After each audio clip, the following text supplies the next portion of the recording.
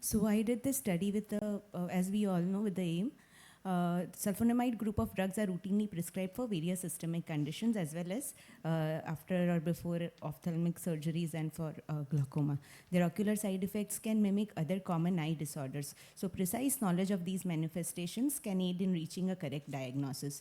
As we all know that our eyes see what our mind knows. Many of the times our mind knows, but then the manifestations can present in different with different signs and symptoms, often leading to confusion as to what the diagnosis is. So this study was done to study different presentations. We assessed patients presenting to our OPD who were on sulfonamides for varying duration and indications.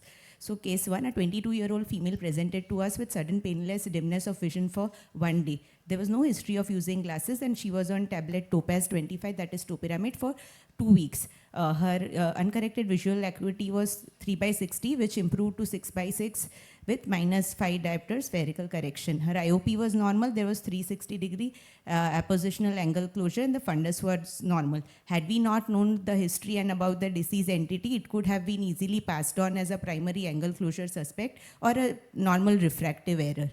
But the diagnosis was clinched because there was acute presentation, induced myopia, bilaterally shallow AC, and 360-degree angle closure, appositional angle closure, and ciliary effusion. Patient was asked to stop the tablet, put on atropine drops, and by 5th day, her angles were open and the vision was 6/6. This is another case. A 40-year-old male patient presented with sudden blurring of vision in left eye, which was associated with severe pain and redness. His right eye had become phthysical following a trauma in the childhood. He had history of chronic headache. His uncorrected visual acuity that day was 3/60. He was using glasses, and with those glasses, his visual acuity was 6/36, and his visual acuity improved to 6/9 with correction of -6.75. So this was his clinical picture. There was mild congestion, little chemosis, corneal edema, shallowing of AC, pupillary reaction was sluggish, IOP was 52 millimeters of mercury, gonioscopy showed appositional angle closure, ASOCT showed narrowing of angle, ciliary effusion was seen on UBM, the disc was healthy but there were few ILMs trial.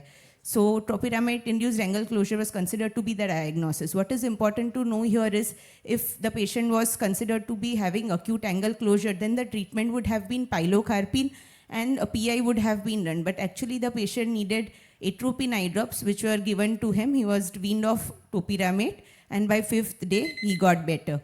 This is another 21-year-old female presented to us with blurring of vision since 2 days and was referred for PI. Her IOP was high and had myopic shift. Again, topiramate was discontinued, and after that, her vision was good. This is interesting case of 32-year-old male. He was army man. He was emetrope as per the history and records of army hospital. He had complained of sudden painless DOV that morning. He had taken a single Dimox tablet the previous night as a systemic prophylaxis for Ladakh posting. On stopping Dimox, his AC eventually deepened, and as you can see, the UBM also showed ciliary effusion. So sulfonamides can cause idiosyncratic reaction which leads to anterior rotation of ciliary body, seriochoroidal effusion, and thereby induce myopia. The presentation is almost always bilateral. Withdrawal of sulfa drug is the key. There is no role of laser iridotomy or pilocarpine. Atropine helps in deepening of anterior chamber. IOP can be normal in such patients in spite of the appositional closure, and anti-glaucoma medications should be added if required. One must always remember that the best clinical tool in such cases is a good history taking.